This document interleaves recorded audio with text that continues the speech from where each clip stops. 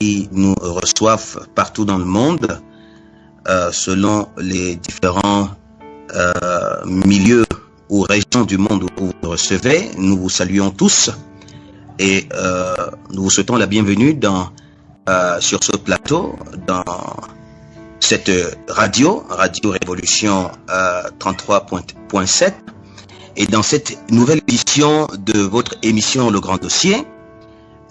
Nous allons rapidement aller dans le sujet parce que on accuse un léger retard par rapport à l'heure convenue pour le départ de l'émission, donc on s'en excuse. Donc cette nouvelle édition va continuer dans le sujet que nous avons entamé à la dernière édition, la semaine dernière, le sujet que vous connaissez sur l'intelligence artificielle. Nous avons reçu sur ce même plateau deux panélistes, deux experts qui nous ont édifiés sur des questions beaucoup plus techniques de la question liée à l'intelligence artificielle. Nous avons été suffisamment outillés. Aujourd'hui, nous allons avancer, aller un peu plus en profondeur pour toucher des questions, des aspects beaucoup plus sociaux, des questions sociales, pour comprendre l'utilité ou le bien fondé de cette orientation technologique dans le vécu de l'humanité, et essayer de comprendre ensemble si véritablement l'intelligence artificielle se révèle comme un espoir pour notre humanité, ou alors plutôt comme une menace, un véritable danger. Nous allons le comprendre avec nos panélistes que nous avons invités aujourd'hui pour vous, que vous connaissez d'ailleurs parce que ils sont des habitués de ce plateau, qui sont bien aguerris, bien instruits sur la question, et nous allons tenter d'obtenir le maximum d'instructions, d'informations au travers d'eux pour mieux cerner le sujet sur cet aspect. Et puis à la prochaine édition, nous l'annonçons déjà, nous allons beaucoup plus rentrer dans des questions spirituelles pour essayer, à partir de la vision céleste, à partir de la vision d'en haut, de comprendre de fond en comble le sujet. Donc, sans plus tarder, je voudrais, avant d'introduire les panélistes et de leur donner la parole pour une très brève présentation, je voudrais aussi en même temps présenter celle qui n'est plus à présenter, ma collègue, qui va travailler avec moi pour essayer d'échanger avec nos différents panélistes, qui intervient du côté de Paris, mademoiselle Kwingwa, Elvire Kwingwa, qui va travailler avec moi. Donc je vais lui donner la parole. Je me présente, je suis Funiba, Fabrice Funiba, pour vous servir. Donc Elvire, à toi le micro. Merci Fabrice Funiba, bonsoir à tout le monde. Moi c'est Elvire depuis le studio à Paris. Bonsoir à tous nos panélistes, bonsoir à nos collègues du côté de la régie, du côté de Paris également et de l'Allemagne. Bonsoir à tous nos auditeurs, à toutes les personnes qui nous écoutent un peu partout. Et comme cela a été dit, on va poursuivre avec le sujet qu'on a abordé déjà la semaine dernière. Cette fois-ci, ce sera sur le thème intelligence artificielle entre espoir et menace. Donc avec nos panélistes et nos auditeurs, nous allons ensemble davantage voir l'impact de cela dans le quotidien, dans notre quotidien à tous. N'hésitez pas à poser vos questions, n'hésitez pas à également proposer des solutions, des points de vue durant l'émission. Et voilà, pour les personnes qui ont des questions, n'hésitez pas à nous les écrire afin que nous puissions poser cela à nos panélistes et que nous puissions également tous ensemble mieux comprendre le sujet de l'intelligence artificielle. Merci à tout le monde. Et je repasse la parole à mon collègue Fabrice Funiba. Merci Elvire, merci à toi. Donc voilà, nous allons introduire nos panélistes. Nous allons commencer par l'expert en informatique, Monsieur Tawatieu, Arnaud Tawatieu, qui du côté de Nice va intervenir. Il a déjà traité le sujet dans l'émission précédente lorsqu'il était question de comprendre la chose du point de vue technique. Aujourd'hui, il va encore nous accompagner et nous permettre davantage de bénéficier des connaissances, différentes connaissances qu'il a dans le domaine. Donc, Arnaud Tawatieu, bonsoir. Bonsoir Fabrice Funiba, bonsoir Elvire Kwingwa et bonsoir à tous les éditeurs de la radio Révolution. Merci. Comment vous sentez-vous pour cette émission d'aujourd'hui? Ah, je me sens très bien, surtout à l'idée de savoir que nous allons aborder un sujet qui touche notre quotidien à tous, que peut-être le mot intelligence artificielle est étranger pour certains, mais je vous rassure que cela fait bel et bien partie de votre quotidien de tous les jours. Il est présent dans vos salons, il est présent dans vos poches, il est présent dans les rues de vos villes. L'intelligence artificielle nous entoure et c'est passionnant d'aborder un tel sujet avec vous ce soir. Très bien, merci. Juste une toute petite question pour introduire. Alors, quel climat fait-il là-bas, dans le lieu où vous êtes? Ah, au sud de la France, aujourd'hui, c'est du soleil, même si, et peut-être, c'est une conséquence peut-être de l'intelligence artificielle aussi, ou je sais pas, mais on est en plein été, mais par contre, on est quand même en vigilance orange ci et là, ce qui veut dire qu'il y a des orages presque partout dans la France aujourd'hui, ce qui est d'autant plus surprenant en période d'été, mais bon, nous essaierons de voir quels pourraient être les impacts peut-être de l'intelligence artificielle aussi, qui a sa part à jouer dans ce constat. J'allais justement vous demander si vous ne sentez pas le parfum de l'intelligence artificielle quelque part chez vous là-bas.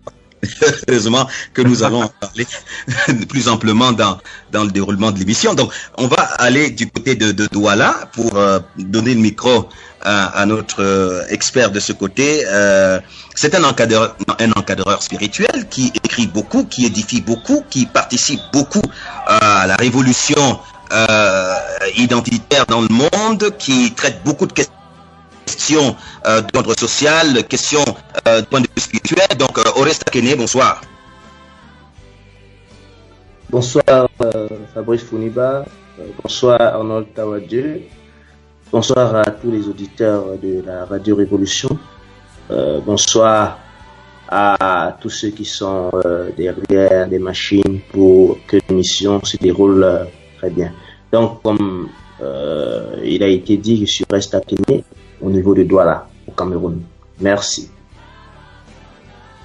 Très bien, je voudrais aussi vous poser la question, est-ce que là-bas à Douala, vous sentez quelque part le parfum de l'intelligence artificielle dans le climat, juste en quelques mots? Oh, bien, de ce que nous avions appris de nos experts lors de l'émission passée, qui nous ont assez éclairés, on a commencé à comprendre que l'intelligence artificielle nous entoure. D'ailleurs, c'est au travers de l'un de ces moyens, résumé dans le mot tablette, que je parviens à communiquer avec vous. Donc, on pourrait dire que, bien sûr, oui, ça s'exprime un peu de partout autour de nous, et ce serait davantage intéressant de savoir un peu plus, au-delà de ce que nos mains peuvent toucher, nos sens peuvent percevoir. Alors, de l'autre côté, qu'est-ce qu'il y a vraiment? C'est ce que nous tenterons de comprendre avec vous, avec ceux qui sont sur le plateau ce soir. Merci, Oreste Akene. Donc, je voudrais rappeler que nous avons sur le plateau d'autres participants qui sont là, qui vont écouter et qui pourront éventuellement poser des questions, que ce soit audiblement ou que ce soit par écrit. Je suggérerais que tous ceux qui sont sur le plateau puissent, s'il y a besoin de poser des questions ou alors une contribution, de nous signaler par écrit, comme ça on saura comment pour introduire cela. Et également encourager tous ceux qui nous écoutent, qui a la possibilité aussi pour les prochaines éditions de pouvoir souscrire à la participation directement sur le plateau. Donc voilà, nous allons commencer notre sujet par la toute première question que je voudrais poser à notre expert en informatique pour comprendre. Nos éditeurs et nous-mêmes, on veut comprendre concrètement. Dites-nous, c'est quoi l'apport de l'intelligence artificielle dans le quotidien de l'homme, de manière concrète, dans les domaines que vous pouvez citer, dans l'ordre que vous allez choisir, que ce soit dans le domaine médical, que ce soit dans le domaine informatique, que ce soit dans le domaine scientifique, bref, vous allez nous permettre de comprendre c'est quoi concrètement l'apport de l'intelligence artificielle dans le quotidien de l'homme. Monsieur Tawadje. Oui, Merci pour la question.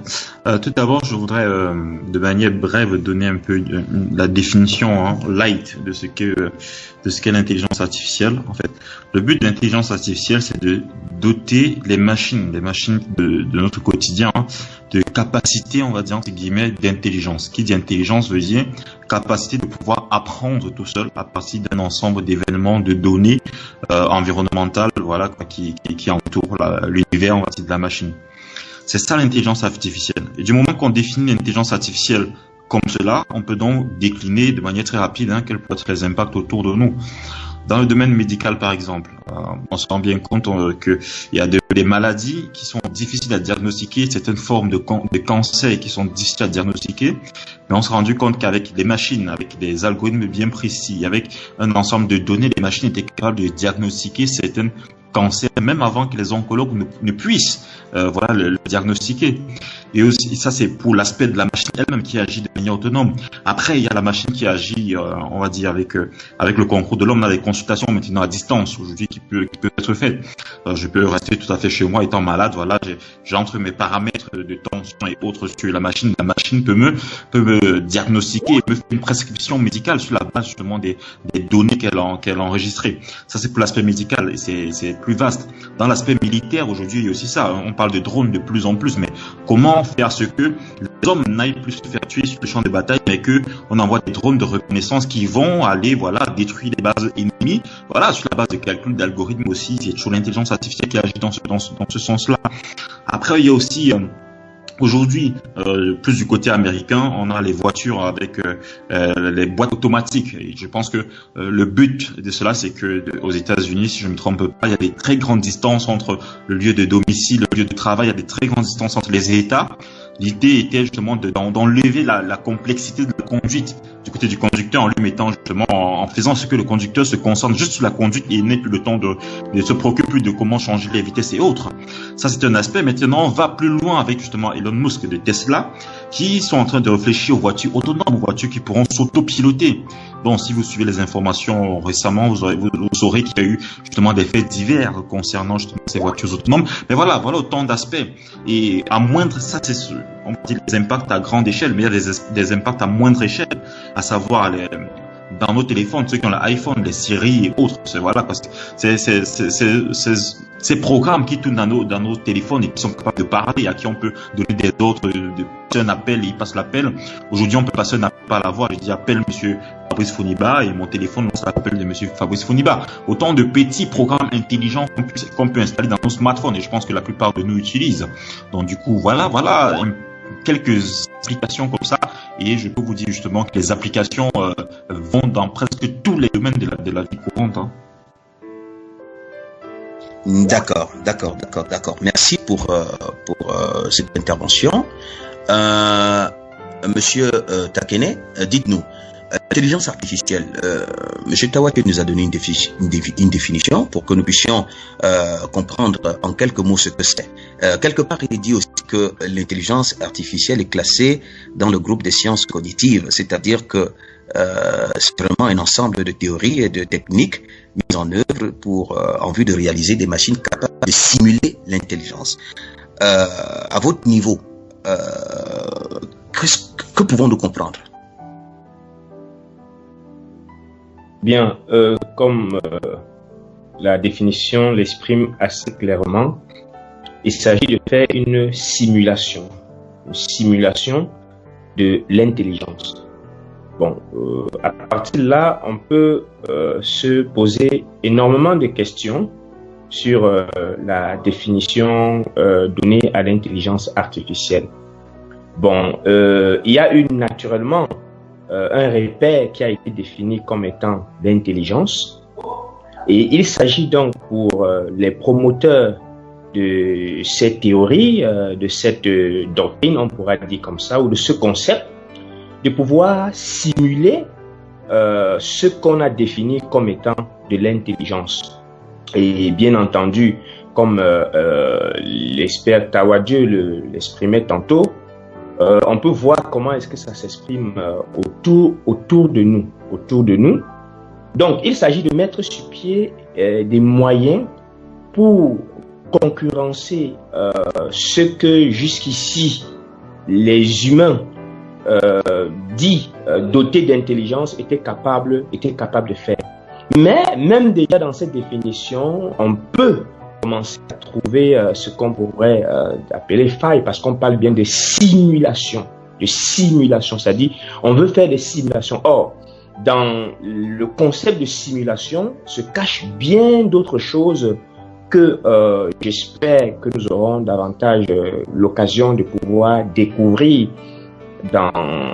au long de cette émission. Le confrère Tawadje le disait déjà, quand on regarde les différentes avancées qui nous sont présentées, on peut bien évidemment saluer une certaine bravoure, mais à regarder un peu plus en profondeur, on peut également détecter quelques points. Je prends comme ça un petit exemple au niveau du domaine des relations, ou bien même du domaine de l'information.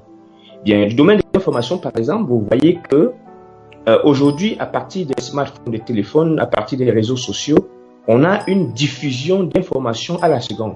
Ça veut dire que autant si une information elle est fausse, la vitesse avec laquelle elle va se répandre sera une vitesse exponentielle. Vous comprenez à partir de là que il faut faire vraiment attention. Et bien entendu, si on en fait à des personnes douteuses qui seraient derrière ces machines, ou alors derrière la composition, le montage de cette machine, vous pouvez vous imaginer à quel point est-ce qu'une information fausse, la vitesse à laquelle elle serait diffusée et le nombre de personnes qui prendraient des décisions à partir de cette information fausse.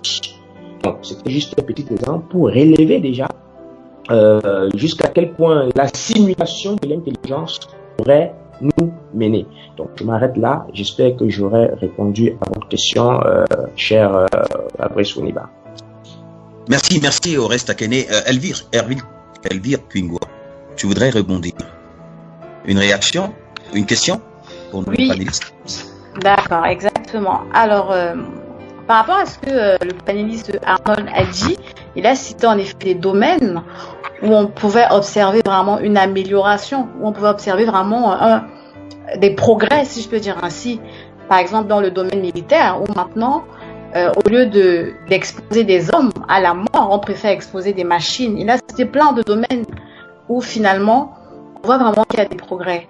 Et je pouvais constater que c'était des choses qui étaient impensables il y a plusieurs années. C'est-à-dire à l'époque, on va dire, de nos parents, de nos grands-parents, je pense que c'est des choses qui pour eux étaient impossibles. Mais pourtant aujourd'hui, avec les progrès de la science, même dans la médecine, des maladies qui avant guérissaient difficilement, on peut les guérir aujourd'hui avec toutes les méthodes développées. Alors est-ce qu'on peut voir par là un miracle? Parce que certains parlent de miracle technologique. Est-ce qu'on peut faire ce constat et appeler cela et voir en ça des miracles technologiques? Monsieur Arnold Tawadje. C'est clair que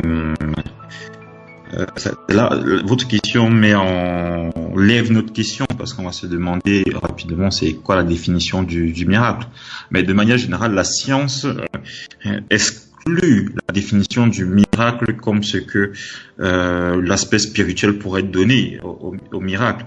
Pour la science dit que tout doit être prouvé par des faits. Tout doit être démontré par des faits. Alors, si on regarde sur un point de vue purement scientifique, on dirait non, puisque ce sont des faits concrets. Mais maintenant, ce qui est clair, c'est que quand on essaie quand même de regarder avec un autre regard, oui, effectivement, on peut se poser la question. Aujourd'hui, on parle de cloud computing et de pas mal de noms techniques assez complexes. On peut bien se demander, oui, effectivement, est-ce que nous ne sommes pas quelque part sous une certaine forme de miracle? Mais bon, après, il faudra encore définir ce qu'on met derrière le terme miracle. Je laisserai au confrère M. Takene peut-être apporter plus de lumière sur ce sujet. Oui. Avant qu'on ne passe à M. Takene, Oreste Takene, je voudrais avec vous, Arnold Tawadje, qu'on insiste un peu sur la question d'Elvire Kwingwa, parce que vous savez, effectivement, vous l'avez dit, lorsqu'on peut prouver quelque chose, alors dans la vision de la science, on ne parle pas de miracle. Mais nous sommes dans la position du naïf, qui n'a pas les repères de la science. Et pour le naïf, ce qui est en dehors de sa sphère de compréhension relève de l'extraordinaire. Quand on voit des machines qui peuvent simuler une intelligence capable de faire ce qui est dans la conscience du naïf, humainement impensable, cela relève du miracle. Alors, véritablement, est-ce que c'est pas, on n'est pas là dans une réalisation sensationnelle? Et effectivement, est-ce que, en termes de réaction de l'humanité, est-ce qu'il n'y a pas une réaction, un waouh, comme si on est devant vraiment un fait nouveau qui relève de l'extraordinaire? À notre voiture. En effet, c'est tout à fait cela, hein, c'est tout à fait cela. Ce sont des exploits, on va dire aujourd'hui énormes. Ce qui fait même encore, ce qui fait, je dirais même, se demander la question est-ce que dans l'intelligence artificielle ou dans l'évolution de la technologie, est-ce que l'homme qui est derrière ne cherche pas plutôt lui à se prouver à lui-même certaines choses, hein? Est-ce que l'homme ne regarderait pas ce qu'il accomplit au travers de la science et se dit, bah voilà, quelque part, entre guillemets, ne suis-je pas devenu un dieu? Et étant donc dans cette position, entre guillemets, de Dieu, voilà, j'ai la capacité de faire des miracles, c'est-à-dire, voilà, quoi, en termes technologiques. Et voilà, ça, c'est pour celui qui met cette technologie en marche. Et dans le but, justement, de susciter l'admiration, la contemplation, justement, du naïf, comme j'emploie le thème que vous avez utilisé, qui sera à côté, justement, pour regarder, se dit finalement, ouais, dans ce Dieu dont les gens parlent, mais finalement, est-ce que l'homme ne serait pas Dieu, finalement, est capable d'accomplir de tels exploits? On parlait des hommes qui sont allés marcher sur la Lune, et ça, c'est peu de choses par rapport à tout ce qui se fait encore dans le domaine de la science aujourd'hui.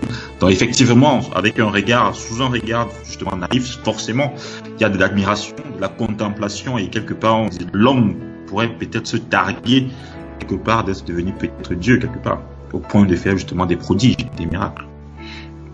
Merci, Aurel Akene.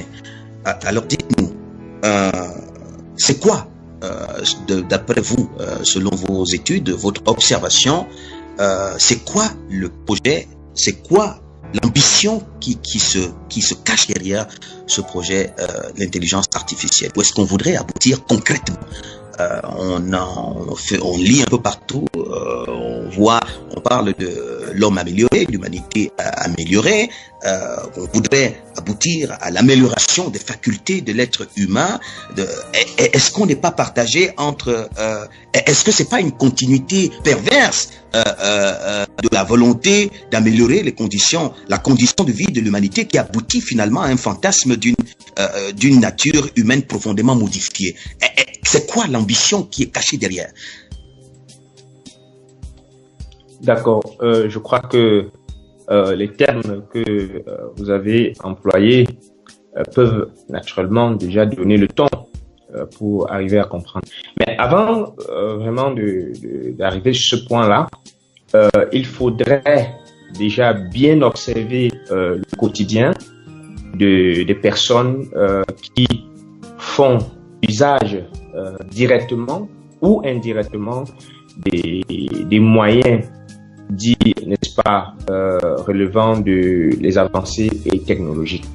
Alors, l'une des remarques qu'on peut faire, c'est que on peut observer que la manifestation ou alors le déploiement de tout cet arsenal technologique est accompagné en même temps par certains faits qu'un observateur juste un peu attentif ne peut pas laisser passer. On verra naturellement que le développement des sciences, des technologies ont été accompagnés par naturellement deux grandes guerres. Bien entendu, la première et la deuxième guerre mondiale, pour ne citer que cela, bon, puisque c'est les plus connus tout au moins. Et vous verrez très bien que c'est à l'issue de ces situations qui ont frappé l'humanité que l'idée de développer certains moyens sont arrivés, notamment les ordinateurs. Le développement des ordinateurs arrive lors des guerres où il faut davantage développer les moyens de communication, où il faut développer les moyens de déplacement, où il faut développer les techniques pour anéantir le potentiel ennemi de l'autre côté. Alors, figurez-vous que celui qu'on appelle ennemi est un autre humain qui peut-être, parce qu'il ne marche pas selon notre façon ou notre idéologie ou la civilisation à laquelle nous appartenons, nous voulons lui imposer. Vous voyez naturellement que les 2 premières guerres mondiales, quand on vous parle du déclenchement, vous voyez bien que ça relève naturellement des ambitions, on vous parle de Hitler, des ambitions démesurées de certains individus voulant imposer soit une idéologie politique, une idéologie religieuse ou bien toute autre idéologie à d'autres personnes qui peut-être ne comprennent pas où est-ce qu'ils veulent mener. Alors, au simple désir de vouloir comprendre ce qui se passe, on va leur imposer un certain nombre de choses. Alors, vous voyez très bien que l'idée de développer, par exemple, tous les arsenals de la communication, derrière cette idée, il y a une pensée, n'est-ce pas, de vouloir enfermer la masse. Et comme nous venons de le voir avec la définition du miracle, telle que la question qui a été posée, vous voyez bien que la grande masse qui n'a pas une très grande connaissance de comment est-ce que le monde fonctionne, qui elle-même déjà ne comprend pas comment elle-même elle fonctionne, alors étant dans cet état de choses, il faut davantage que l'élite qui est au-dessus développe les moyens pour davantage enfermer cette masse. Et quand cette masse est enfermée, mais observez très bien ce qui va émerger.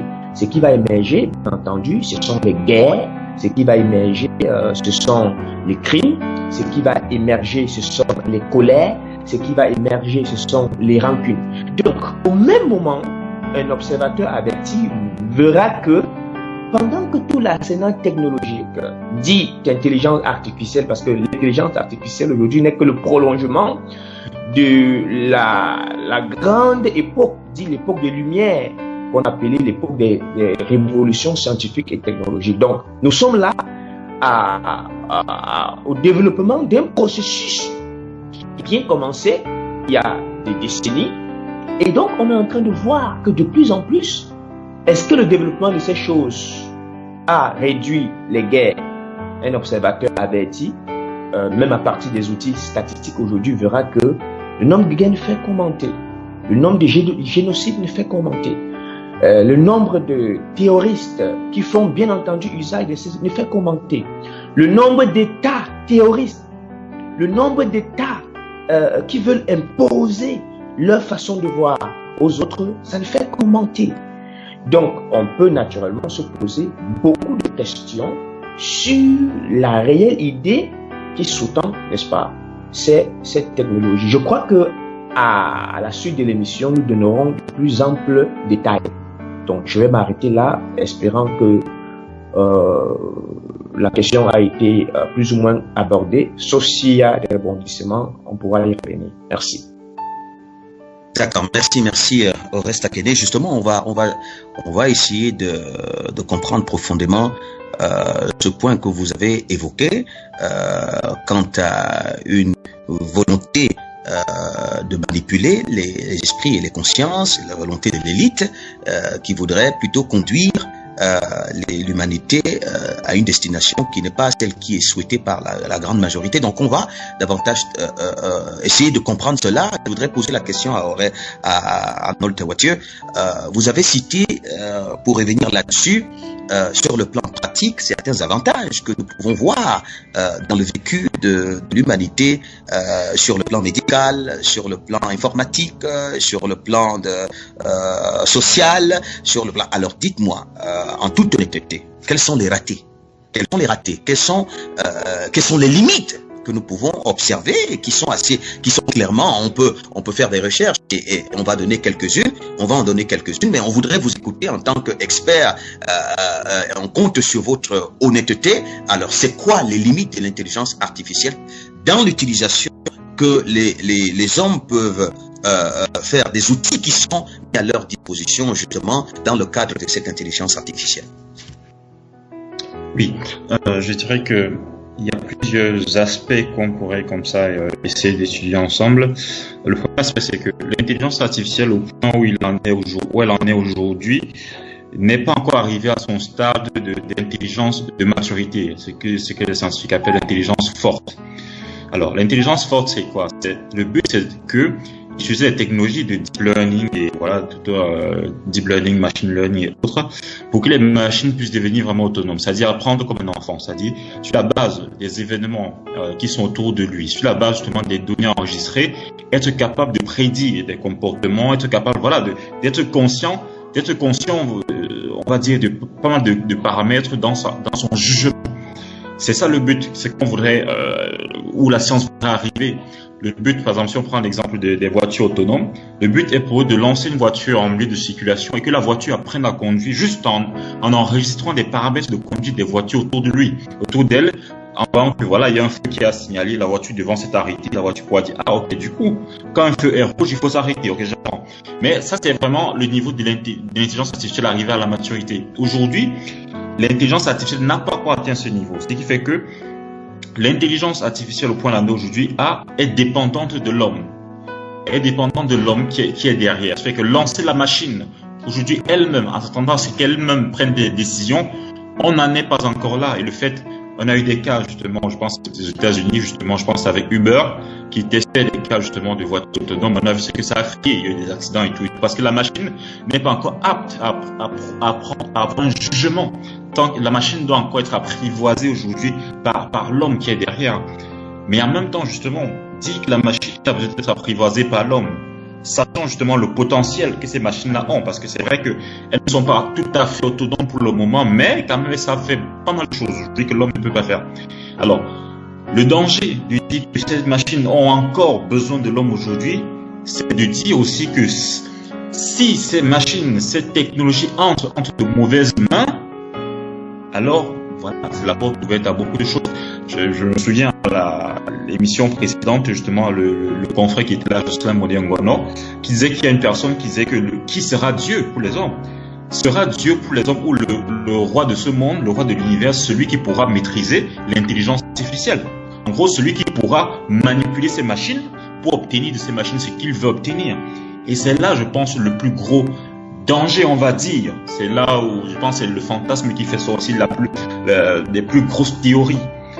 Mais après, maintenant, dans un aspect purement social, on a justement, si ces machines, en quoi est-ce que ces machines sont un avantage, disons, pour un monde capitaliste? Alors aujourd'hui, les hommes qui travaillent ont peut-être une famille, voilà, ils doivent rentrer s'occuper de leur famille, ils doivent arrêter de travailler une certaine heure pour s'occuper de leur famille. Les hommes aujourd'hui qui travaillent sont peut-être sujets aux maladies, ils doivent prendre des congés maladie et autres. Mais la machine n'a pas besoin de tous ces problèmes. La machine peut travailler 24 heures sur 24. Il suffit de mettre un système de redondance, de manière à ce que si la première machine tombe, la seconde prenne le relais. Voilà des machines justement qui sont performantes, qui travaillent 24 heures sur 24. Ce que l'homme n'est pas capable de faire aujourd'hui. Alors, la machine, pourquoi est-ce que la machine, selon les scientifiques, est intéressante, surtout sur des points de vue de grand calcul, de comptabilité, de finance, de prédiction, des crashs financiers et autres? Parce que la machine est moins sujette à l'erreur que l'homme. Ce qui fait donc que, voilà, on va dire que la machine a un certain nombre d'avantages. Mais, ce qui fait créer d'autres problèmes derrière, c'est fait que si la machine est beaucoup plus performante en termes de calcul, en termes de résistance, en termes de, voilà, ce qui fait donc que on peut dire rapidement, sans avoir besoin de faire trop de calculs, que des hommes seront bientôt remplacés à des postes stratégiques par des machines. C'est déjà le cas. C'est pas que les hommes seront bientôt, c'est déjà le cas aujourd'hui. Il y a pas mal de postes qui sont remplacés par des machines, les postes de comptabilité, de logistique et autres, qui sont aujourd'hui à 100% gérés par des machines, qui savent le faire, disons-le, peut-être 1000 fois peut-être mieux que les hommes.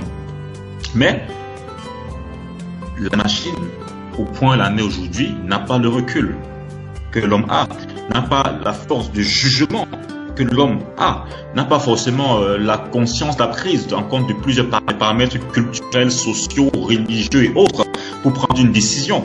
Ce que l'homme aujourd'hui peut-être peut faire. Donc voilà autant de limites. La machine aujourd'hui ne sait faire que ce que l'homme lui demande de faire. Le pari des scientifiques, c'est que la machine demain saura elle-même faire ce qu'elle veut. Et d'où certains scientifiques ont même remis en question qu'est-ce que l'homme? Est-ce que l'homme c'est celui qui est fait de chair et de sang? Si l'homme est une entité capable de réagir, d'avoir des émotions, des sentiments et de l'intelligence, alors à tout point de vue, dans quelques années, les machines peuvent aussi être traitées d'hommes. Donc voilà autant encore de temps. Et rien qu'à penser à cette formulation des choses, je pense que la chair de poule vous vient déjà aussi. Ah oui, bon, mais disons, on continue avec vous, Monsieur Tawatue, avant de revenir à Monsieur Takene, et puis je vais repasser la parole à Elvire si elle a une autre question. Après, on va prendre un petit moment de pause. Disons, je voudrais comprendre, les auditeurs voudraient comprendre. Dites-nous clairement, le fait, vous avez dit tout à l'heure, le danger, le grand danger, c'est que ces outils qui, dans la présentation, semblent être vraiment utiles pour le quotidien de l'humanité, si cette intelligence artificielle tombe entre de mauvaises mains, ça devient très dangereux. Mais est-ce que nous ne sommes pas en train d'observer avec le comportement de l'humanité un peu partout dans le monde que finalement nous n'avons affaire qu'à de mauvaises mains? Et est-ce que, dans le fond, on ne serait pas en train d'armer ces mauvaises mains, c'est-à-dire en produisant cette intelligence artificielle, sachant que nous n'avons pratiquement que de mauvaises mains un peu partout, on ne serait pas en train davantage d'armer ces mauvaises mains pour finalement arriver à un véritable carnage? Nous savons que l'intelligence artificielle, c'est un programme qui est en train de se mettre en place de manière progressive. Nous voyons déjà quelques dégâts, vous en avez recensé quelques-uns de ces dégâts, mais est-ce que dans le fond, on ne serait pas en train effectivement d'armer des mauvaises mains pour qu'on arrive effectivement à un chaos qui serait prémédité ou qui serait souhaité par ceux qui sont derrière l'idée de l'intelligence artificielle? Monsieur Tawatue. En effet. On peut noter, sans mettre en avant premièrement l'aspect peut-être politique des choses aujourd'hui, c'est juste un aspect banal des choses aujourd'hui. Aujourd'hui, on se rend bien compte, à l'époque peut-être des enfants faisaient de la lecture, lisaient des livres, voilà, c'est dans ce mode-là que les enfants apprenaient. Mais on se rend bien compte aujourd'hui que très peu sont les enfants qui savent encore lire, qui lisent encore des bouquins, un chapitre d'un livre par jour. Mais les enfants sont très aptes, à 2 ans, savent déjà débloquer les iPhones et autres. Donc on se rend bien compte aussi que on arrive aussi quelque part à un âge où la population est en train d'être rendue abrutie. Aujourd'hui, demander à une personne de faire un calcul mental, c'est carrément impossible parce qu'aujourd'hui, toute la confiance a été remise en la machine. Je veux me déplacer pour aller quelque part. Mes parents, à l'époque, ils voulaient se déplacer, il n'y avait pas de GPS et c'était facile, ils connaissaient toutes les routes. Aujourd'hui, je suis incapable de me déplacer sans GPS, même pour aller pas très loin, sans GPS, aujourd'hui, je ne peux pas me déplacer. L'un des aspects déjà que je pense que peut-être des mauvaises mains, de manière consciente ou pas, sont en train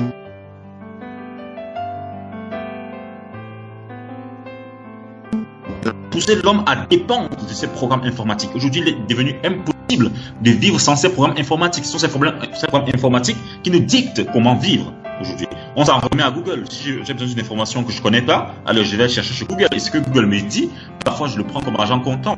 Je n'ai jamais remis, il ne m'arrive pas trop souvent de remettre en cause ce que mon GPS me dit, quand mon GPS m'indique une route. Donc, ce qui fait que cet aspect-ci, je me dis, on réussit à mettre, à ce que les hommes soient totalement dépendants de la technologie. Alors, demain, ce qui fait que si ces personnes qui manipulent les technologies, qui sont derrière la technologie, voilà, réussissent ce pari, alors ils pourront faire des populations tout ce qu'elles veulent. Tout ce qu'ils veulent, ils pourront guider les populations partout et comme elles veulent. Ça, c'est l'aspect social aujourd'hui. Après, il y a l'aspect maintenant politique des choses. On dit sans ignorer justement qu'aujourd'hui, on dit que on est dans l'économie de la data, comme on dit, c'est plus l'économie financière, macroéconomie, microéconomie. On parle de plus en plus d'économie de la donnée. Et on dit, les populations, les États seront puissants, non plus forcément sur la base de leur économie, de l'économie financière, microéconomique, mais sur la base de la donnée. Et on se rend compte, c'est pour ça la Russie, les élections présidentielles aux États-Unis récemment, comment la Russie a réussi à comment dire, ce sont les médias, à truquer, à s'ingérer dans les élections présidentielles et à changer le cours des événements. En France aussi, on a eu des cas comme ça, on disait que les serveurs justement de l'équipe du président en place ont été attaqués justement pour essayer de manipuler. Donc, ce qui fait justement que oui, en effet, l'homme déjà dans son essence, on a vu au travers des guerres mondiales, les différentes inventions, l'homme a démontré au fil des années qu'il était par essence, on va dire, mauvais, j'assume le terme. Alors cette intelligence artificielle, bien évidemment, ne viendra que libérer, pousser l'homme à aller atteindre les étapes où peut-être auparavant il ne pourrait pas atteindre. Et je profite aussi pour souligner aussi que l'intelligence artificielle, telle qu'on la présente aujourd'hui, n'est qu'un pan du mal qui mine la société aujourd'hui. L'intelligence artificielle n'est qu'un aspect des choses. Quand on sait qu'on est en train de remettre tout en cause, qu'est-ce que l'homme en remet en cause, qu'est-ce que la femme en remet en cause aujourd'hui, qu'est-ce que l'animal et toutes les relations homme-femme, femme-homme, tout est remis en cause. L'intelligence artificielle n'est qu'un pan dans la nouvelle définition de l'humanité, ou bien dans la continuité de sa définition depuis les temps. Voilà. Merci, Monsieur Tabaché. Ça commence à devenir intéressant et j'espère que nos auditeurs se retrouvent dans le fond des échanges.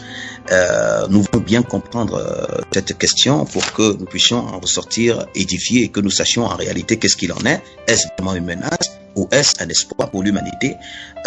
Monsieur Takene, une réaction sur la question? Oui, naturellement. Quelqu'un qui est attentif et qui écoute les propos de notre confrère, qui de façon tout naturelle et je le crois sans parti pris, décrit les choses telles qu'elles sont. Bon, maintenant, moi, à l'écouter, il y a des éléments qui sont suscités en moi par rapport à la relation qu'il y a entre, par exemple, la politique et le social. Bon, vous savez que c'est la politique qui définit l'ensemble des processus qui permettront à ce que le bien-être, dit-on, des populations soit assuré. Bon, ça fait que la politique et le social ne peuvent pas être détachés. Alors, ceci nous amène à comprendre, à nous poser une question simple que tout le monde peut se poser. Qui est à la base de la mise sur pied du programme, n'est-ce pas, dit de l'intelligence artificielle, puisque c'est de cela que nous parlons. Bon, vous verrez bien que c'est l'élite. Alors, l'élite, elle, a un regard assez avancé par rapport aux simples citoyens lambda.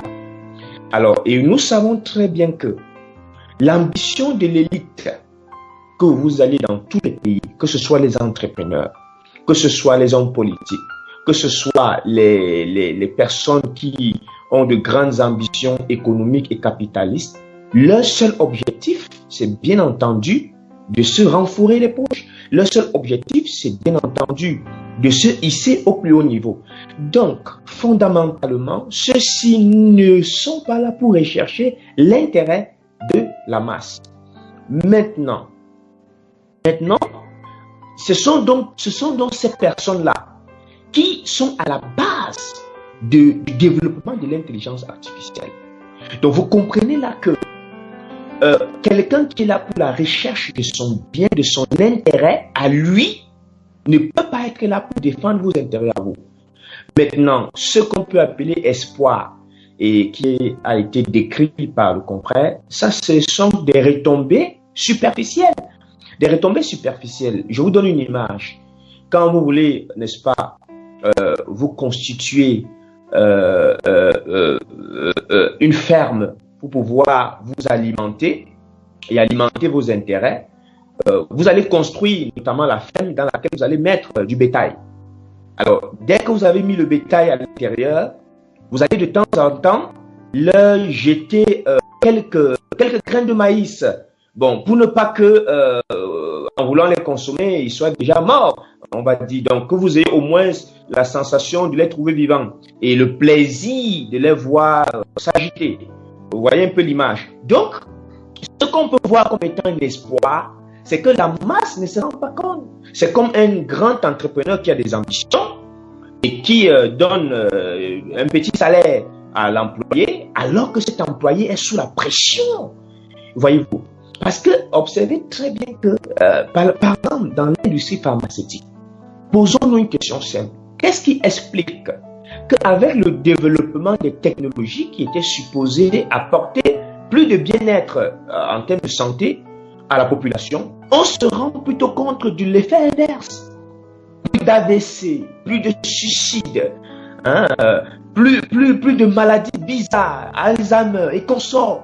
Donc, vous retrouvez des individus qui ne savent plus où aller. Et l'autre pan que le copanéliste est en train de déployer, c'était que, mais celui qui monte l'intelligence artificielle fait de la technologie, le répète, Alors, si je fais de mon invention un repère et auquel vous êtes subordonné, alors je me constitue Dieu pour vous. Voyez-vous. Et c'est pour ça qu'il va d'ailleurs faire que les pays dits pauvres ou alors les pays dits sous-développés qui n'ont pas une claire compréhension de ce qui se passe vont admirer davantage l'Occident, vont admirer ceux qui sont à la tête et n'est-ce pas? Et ça va faire qu'ils vont voir ces personnes pour Dieu. Quand vous regardez la société partout, on considère les plus avancés comme étant Dieu. Parce qu'à partir de ce qu'ils déploient comme élément, comme artifice, comme attractivité, mais tous les regards sont sur eux. Alors, donc vous voyez bien que celui qui est considéré comme étant votre Dieu, mais il aura la décision de mort ou de vie sur vous. Et remarquez bien, il n'est pas là pour vos intérêts. Donc, et c'est d'ailleurs ça, on va dire dans les relations diplomatiques, il n'y a pas de recherche d'amitié, il n'y a que les intérêts. Alors, la dernière image que je voulais poser, imaginez que vous avez un enfant à la maison et que vous êtes très conscient que cet enfant n'a pas les capacités de pouvoir comprendre et juger ce qui est bien ou ce qui est mal dans les réseaux sociaux ou bien de savoir comment utiliser un outil informatique. Mais vous en faites quand même la promotion au point de lui dire que s'il n'a pas cela, s'il ne sait pas manipuler cela, alors il est ignorant. Il est ignorant. Et comme l'a dit ce président, que les pays qui vont arriver à maîtriser l'intelligence artificielle, ce sont eux qui seront les pays dits riches et sont eux qui vont gouverner. Alors, à partir de là, on attire l'attention vers l'intelligence artificielle. Alors, vous avez des personnes dont l'intention ou le regard sont attirés vers l'intelligence artificielle et qui n'ont pas les capacités et les moyens de pouvoir en fabriquer eux-mêmes. Alors, ils ne pourront s'en remettre qu'à l'élite qui fabrique. Et c'est ça qui va développer l'économie. C'est ça qui va davantage développer et créer le gap qu'il y a entre le nord et le sud. Un dernier exemple au niveau des armements. Bon, on vous dit très bien qu'on a affaire à des gens qu'on appelle les terroristes, qui sont méchants, dit-on, qui sont mauvais, qui ne sont pas là pour nos intérêts. Mais posons-nous la question à savoir, ces terroristes, on le sait, ne savent pas fabriquer les drones et les consommer un certain nombre de choses. Mais comment arrive-t-il à avoir des arsenals technologiques de pointe, de dernière génération? Comment arrive-t-il à l'avoir? Donc, on voit bien que derrière, il y a tout un marché noir. Et vous voyez que, comme le dit-on le dit, quand des éléphants sont en train de se battre, mais c'est les zèbres qui souffrent. Donc, ça peut nous donner l'image pour que nous comprenions que l'élite qui est à la base de ce projet n'est là que pour défendre ses intérêts. Et pendant ce temps, ce qui est construit dans les humains, allez sur Facebook, allez voir comment l'usage des smartphones, allez voir ce qu'on en fait aujourd'hui dans le marketing, dans l'exhibition. Et regarde, observez très bien le comportement des gens, observez très bien la dépravation des mœurs qui est en déploiement exponentiel. Et même au sein de la classe de ceux qui sont en train d'observer le monde, et il y a un grand débat au sein des scientifiques pour dire que mais, on est en train d'aller vers la dérive, on est en train d'aller vers la bêteté, l'idiotie. Et certains ont même dit qu'on est en train de rentrer en arrière. Donc, je m'arrête là. Oui, je ne vous coupe pas, je vous permets de poursuivre un peu dans votre idée en posant une autre question. Et puis je donne la parole à ma collègue Elvire Kungwa. Donc dites-moi, est-ce que dans ce marché noir, on ne serait pas donc plutôt en train de vendre à l'humanité l'idée, l'adhésion à un programme qui l'amènerait à son régnement absolu? Parce qu'aujourd'hui, on voit très bien dans le vécu combien la relation étroite qui se construit entre l'homme et la machine. Presque personne a du mal aujourd'hui à se détacher de son smartphone, de sa machine, de son ordinateur. Il y a une relation étroite. Est-ce que ça n'aboutirait pas à une sorte de fusion où on amènerait l'humanité à réaliser que si elle demeure telle qu'elle est, ça ne marchera plus. Il faut qu'elle convoite cette structure de machine pour décider finalement de devenir une machine. finalement désirer devenir une machine, et donc du coup le programme de l'humanité amélioré, chacun désirerait de se faire améliorer pour être capable de réagir ou de fonctionner comme une machine qui ne se fatigue pas, une machine qui, parce que si on finit par, on devient une machine, on ne pourra plus travailler seulement 8 heures, et donc le gain peut être maximisé parce qu'on peut travailler 24 heures sur 24 quand on est une machine. Donc est-ce que, et à partir de ce moment, on cesse d'être, si vous voulez, des humains tels qu'on le pense, on finit par voir une humanité qui devient une somme de machines. Est-ce qu'on ne serait pas en train de vendre à l'humanité un programme qui l'amènerait à un règnement absolu d'elle-même? Mais je crois que les questions que vous posez sont assez pertinentes et un observateur averti pourrait véritablement l'observer. Ce sont des questions, donc on pourrait dire, qui sont affirmatives. Elles sont bien sûr affirmatives. Maintenant, reste à davantage expliciter et donner quelques points d'exemple que je m'en vais faire tout à l'heure. Donc, vous allez très bien voir que à partir du moment où vous convoitez quelque chose, c'est-à-dire que la masse qui convoite l'avancée technologique en termes d'intelligence artificielle reconnaît que cette intelligence artificielle est dotée de facultés avancées par rapport à elle. Alors donc, bien entendu, quand vous convoitez quelque chose, quand quelque chose vous fascine, mais le meilleur pour vous, c'est de devenir comme cette machine. Or, quand il y a un fond caché derrière que vous-même vous ne comprenez pas, il y a tout un programme. Ça veut dire que vous êtes en train de vouloir vous remettre entre les mains de l'élite pour que l'élite vous fabrique, pour que l'élite vous fait télécharger les programmes qui vous donneraient davantage d'avoir ou de bénéficier de ces facultés dites avancées. Mais derrière ça, il y a un prix à payer. Et on peut très bien voir que les liens poussés avec l'admiration de la machine est en train de détruire les relations, ne serait-ce que sur le plan moral, ne serait-ce que sur le plan social. Voyez-vous, aujourd'hui, par exemple, il y a quelques décennies, de très commun, on peut manger ensemble, on peut être ensemble et partager quelque chose. Mais aujourd'hui, regardez à la maison, pendant que la relation entre monsieur et madame est en train de se détériorer, madame est sur les réseaux sociaux, monsieur est sur WhatsApp, monsieur est sur Facebook. Et vous voyez, et sur Facebook, il sera amené de trouver là des fantasmes, parfois même des machines qui lui parlent. Et on voit encore aujourd'hui, avec toujours le déploiement de cette intelligence artificielle, les robots. Tout le monde aurait envie d'avoir un robot. Parce que j'ai des pulsions sexuelles qui ne peuvent pas être satisfaites par une femme. Alors, j'aurais envie d'elle pour satisfaire mes pulsions sexuelles matin, midi, soir. Or, elle est une femme, naturellement, elle peut être dotée de fatigue. Donc, il me faut aller avoir une machine qui pourrait supporter cela. Et pour que moi, je sois capable de pouvoir répondre aux besoins de cette machine, parce qu'elle aurait besoin d'être alimentée, je serai obligé moi-même d'aller prendre des dopants. Or, une fois que j'ai pris des dopants, et à un moment donné, je pourrais lâcher, il faut donc que je sois aussi augmenté. Et les entrepreneurs, au niveau des emplois, mais vont réaliser eux-mêmes que l'homme, celui qu'on appelle homme ou l'humain, n'est plus bon. Donc, ce qui va faire que le chômage, le taux du chômage dont on nous dit que l'intelligence artificielle pourrait résorber la question, on voit plutôt que l'intelligence artificielle va plutôt créer un nouveau problème de chômage. Parce que si vous avez une machine qui serait capable d'accomplir le travail de 10 individus, alors là, non seulement l'entrepreneur se trouve en train de payer moins, parce qu'il est dans la réduction de ses coûts, et non seulement la machine ne va pas se fatiguer. Et donc, vous voyez qu'une seule machine va remplacer 10 personnes.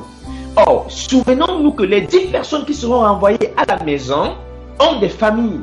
Derrière ces 10 personnes, il y a des familles.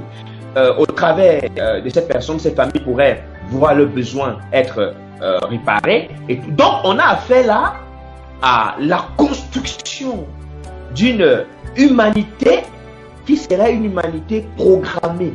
Et ce serait donc à l'avantage de ceux qui l'ont programmé en se constituant Dieu. Donc nous sommes là dans la tentative de vouloir recréer une humanité à la façon et à la compréhension de l'élite.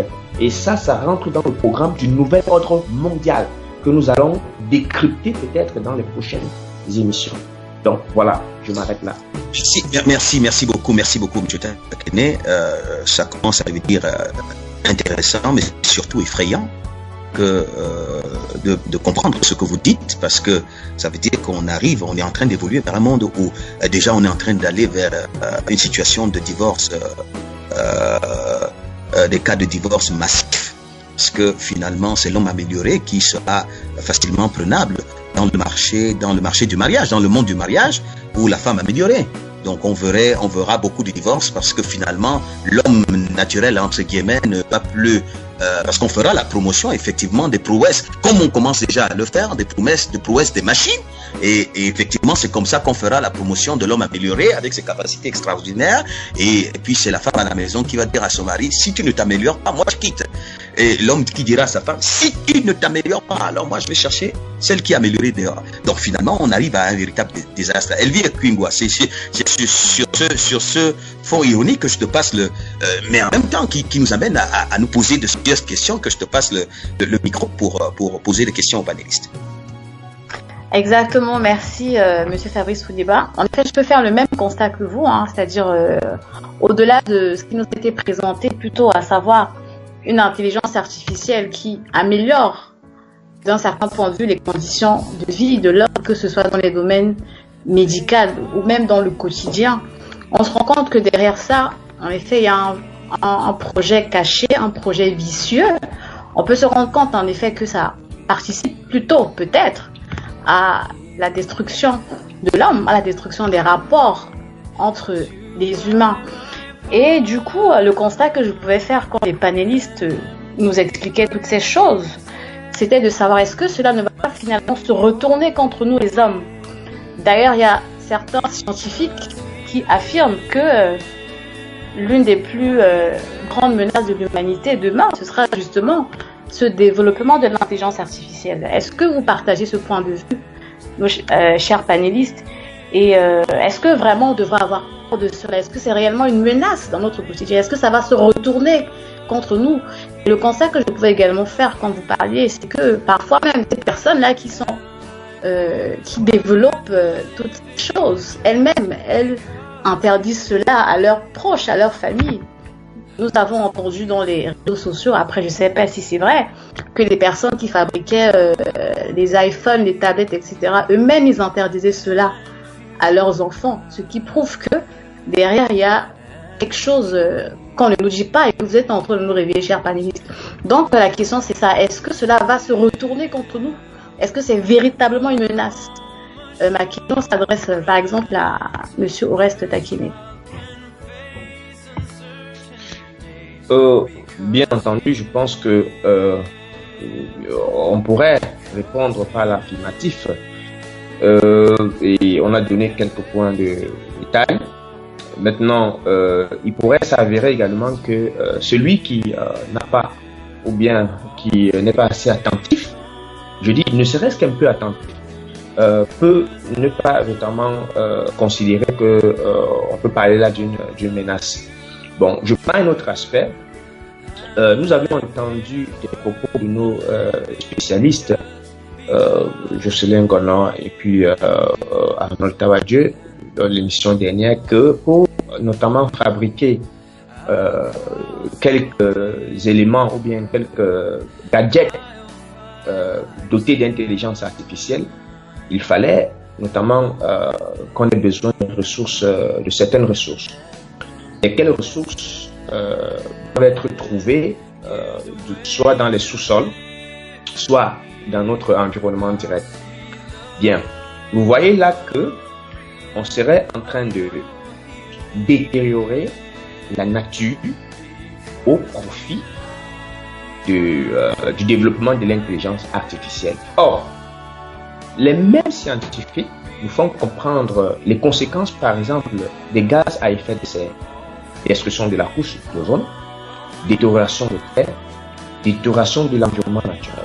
C'est-à-dire, même les biologistes, il est prouvé, démontré avec beaucoup d'excellence que si vous voulez détruire une race, il suffit de s'attaquer aux éléments qui constituent son environnement direct, son environnement immédiat.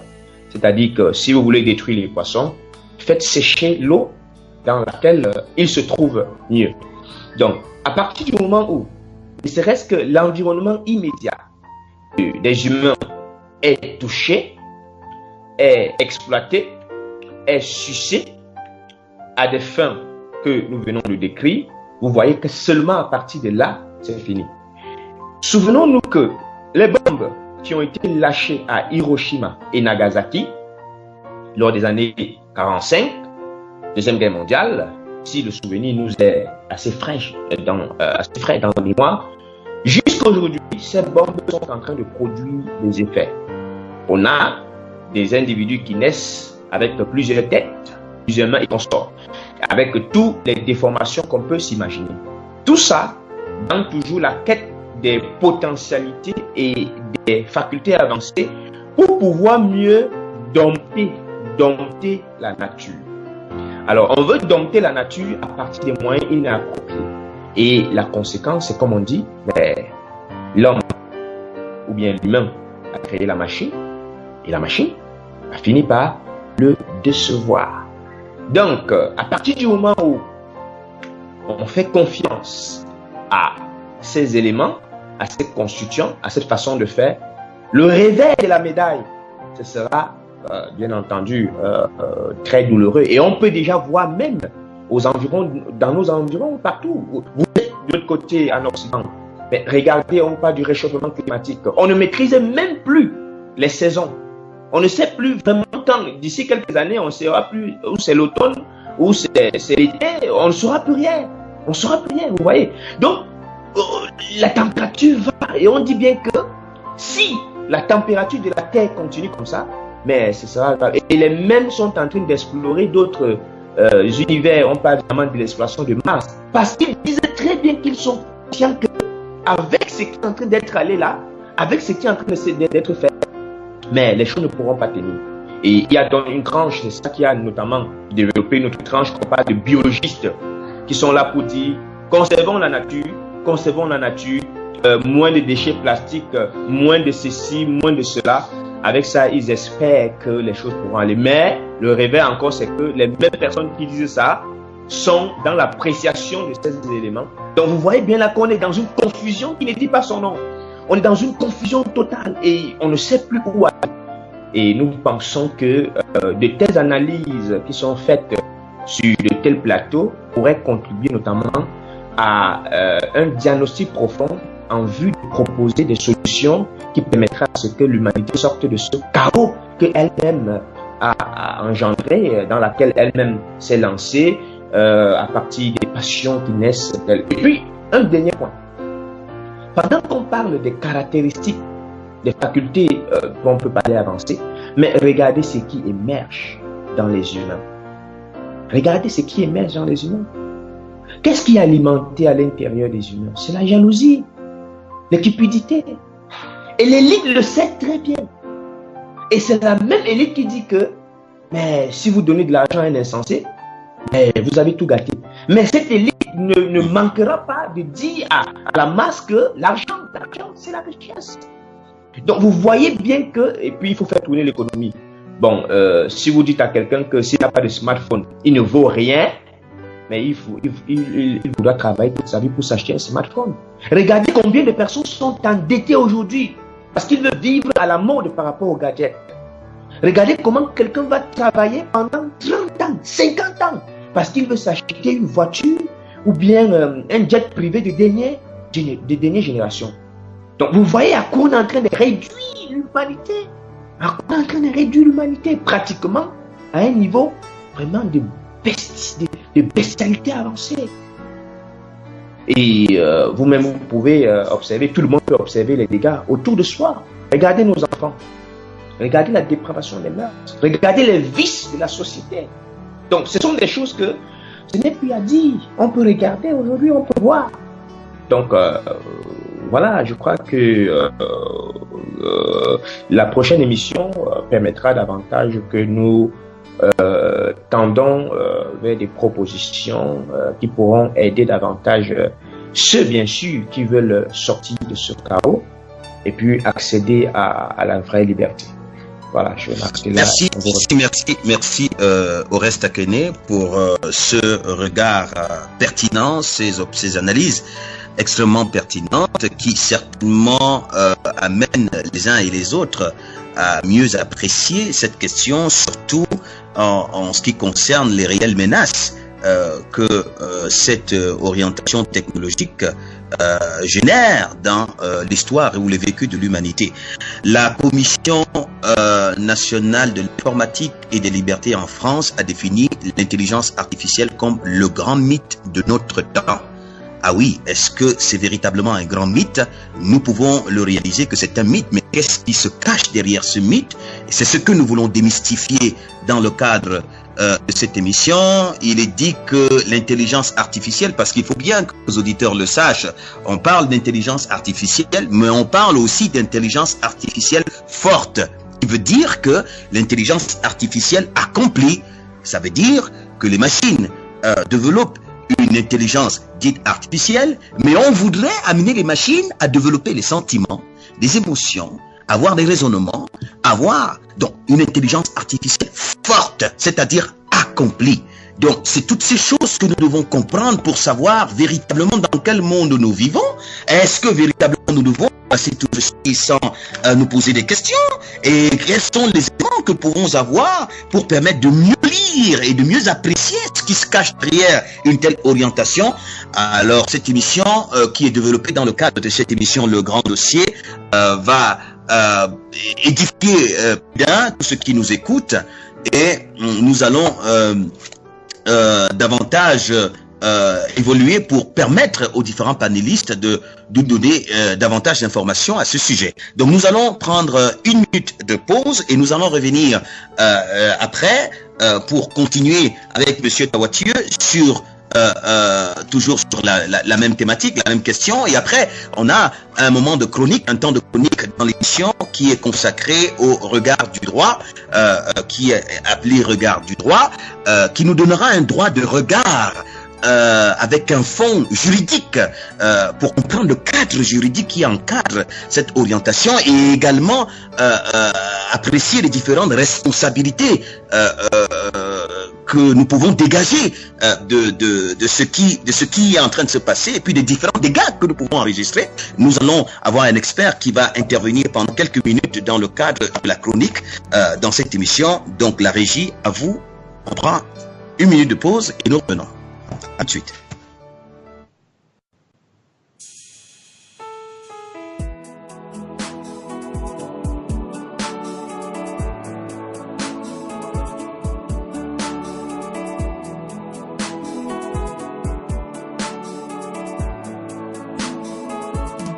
Tu es le seul, tu es le seul. Je suis le savant. J'ai besoin de toi pour vivre ta vie. Comme Seigneur, mon roi. On le sait. Tu me donnes la vie. J'ai besoin de toi pour avancer sur ce chemin.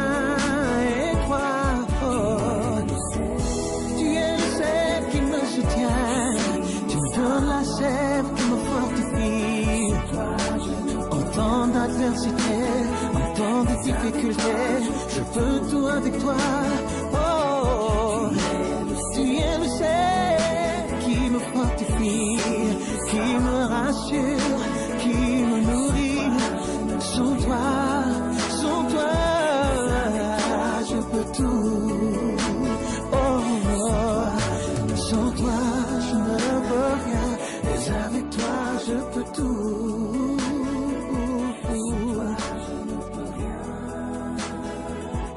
Avec toi, je peux tout.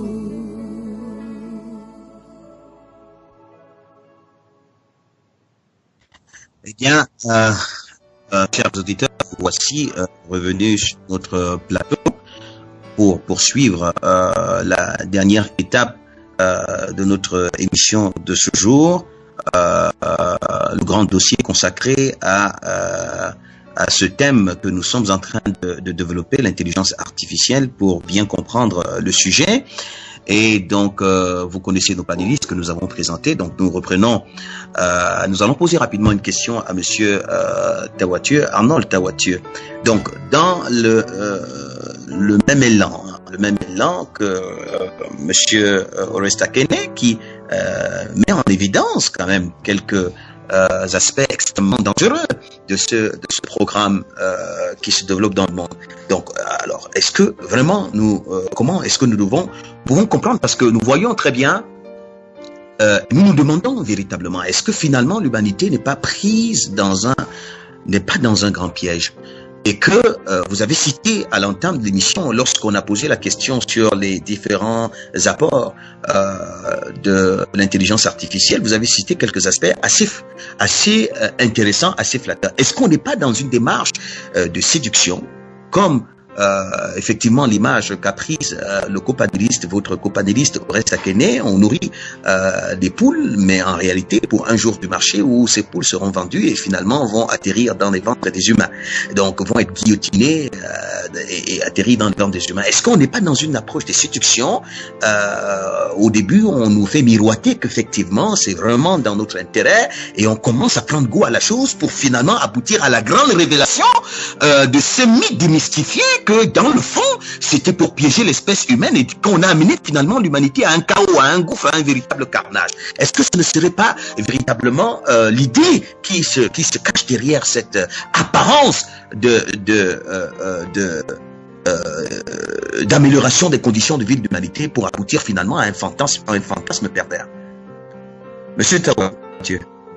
Oui, je pense que en ayant un regard un peu rétrospectif sur l'histoire un peu des sciences et même l'évolution de l'humanité, on pourrait se dire que le cas de l'intelligence artificielle relève du déjà vu, parce que le frère Oreste Akene, le copanéliste Oreste Akene, a cité le cas des bombes nucléaires qui ont été créées à l'époque.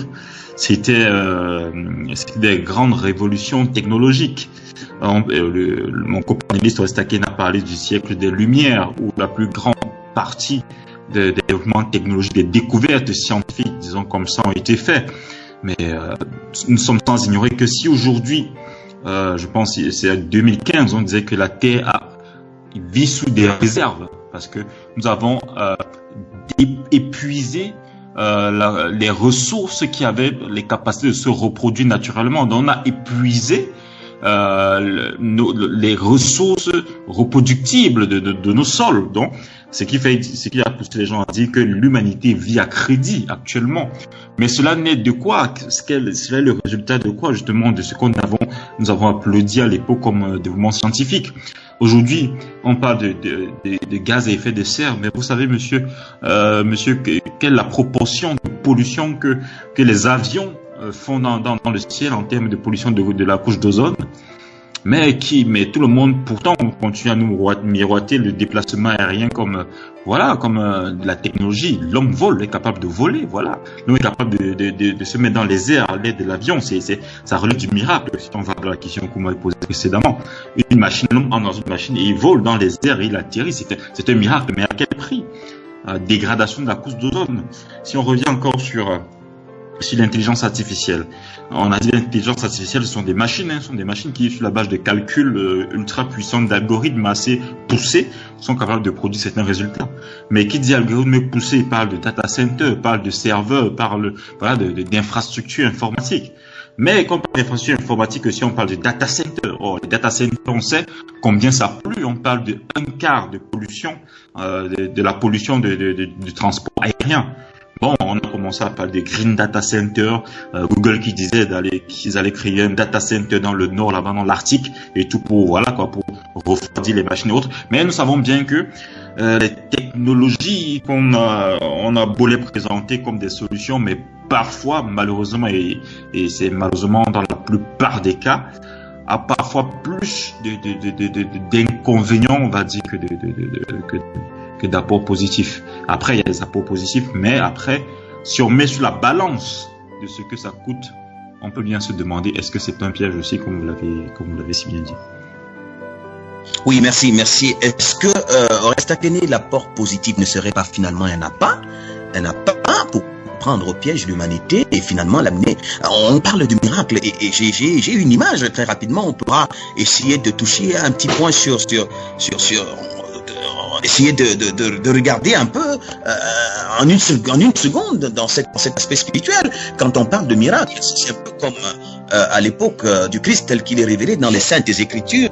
Il faisait des miracles, mais aujourd'hui on en trouve des miracles. Il y en a vraiment une prolifération de miracles, mais finalement, quand on rentre dans le fond, on réalise qu'on est dans du sensationnel qui a un objectif séducteur, mais pour finalement amener l'humanité à une perversité, à un reniement des valeurs sacrées, des valeurs spirituelles sacrées. Est-ce qu'on ne serait pas avec cette entre guillemets révolution technologique dans un miracle du même genre sur le plan scientifique, un effet sensationnel, mais dans le fond, c'est une séduction qui conduit progressivement et qui est même une sorte de distraction, mais pour finalement aboutir, faire que l'humanité cite ou aboutisse dans un gouffre. Oreste Akene, dites-nous. Oui, à part, vous l'avez dit. Alors, je voudrais davantage que nous rentrons même dans la définition qui est donnée par les plus avancés en termes de définition de l'intelligence artificielle. Alors, nous rappelions au début qu'on a parlé de simulation de l'intelligence. Alors, vous savez, aujourd'hui, on devrait vraiment faire davantage attention aux mots au niveau de la communication. Alors, comme vous avez dit, on parle bien de simulation. Alors, dans la simulation, on voit bien cette tentative superficielle de vouloir présenter quelque chose comme si cela était vrai, alors que dans le fond, ce n'est qu'une simulation du vrai, en réalité. Et ça peut rejoindre le propos que vous avez tenu à la fin de la première partie parlant du mythe. Donc, le mythe, parce que le mythe, c'est une simulation de ce qui serait vrai, c'est-à-dire de ce qui serait réalité. Donc, quand on parle de l'appât, observez bien que quand vous allez prendre un poisson dans la mer ou bien dans un cours d'eau, vous faites un appât.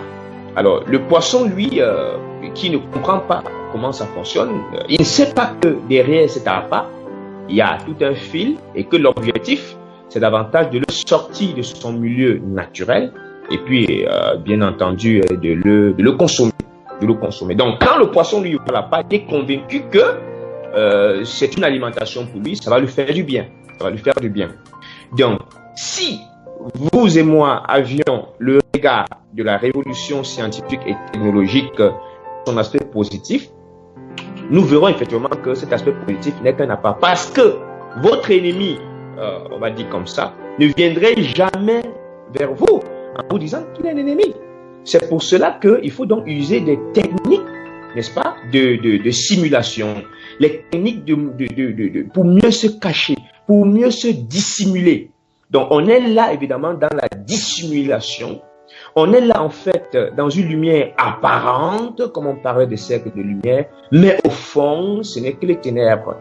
La preuve, chacun de nous peut réaliser son quotidien quand il est dans la course vers ces choses. Aujourd'hui, on nous présente l'élite, comme vous venez de dire, en matière de miracles. Donc, si vous ne saviez pas véritablement ce que c'est que l'intelligence vraie, alors on va vous présenter n'importe quoi comme étant l'intelligence. Et pendant que vous êtes en train de vous aventurer dans ce que vous ne connaissez pas, vous êtes pris au piège. Donc, on est vraiment là dans une très haute dimension de la dissimulation, une très haute dimension de l'emprisonnement, parce que, observez bien cette image.